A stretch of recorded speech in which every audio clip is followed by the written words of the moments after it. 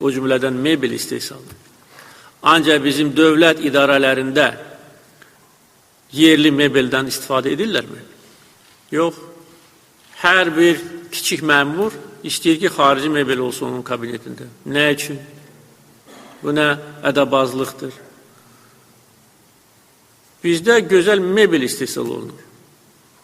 Təkcə bu Embavut şirkəti deyil, bəlkə də onlarla, yüzlərlə mebel şirkəti bizdə var. İstehsal eləyirlər.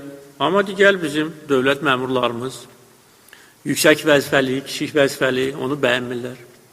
Öyle onun keyfiyyəti heç bir başqa mebeldən fərqlənmir. Amma deyir, yox, bu Azərbaycan malıdır, mən bunu özümə rəva bilmirəm. Mən gərək İtaliya mebel olsun, Rumıniya mebel olsun. Son qoyulmalıdır buna. Bütün dövlət məmurlarının kabinetlərində bundan sonra yerli mebellər olmalıdır.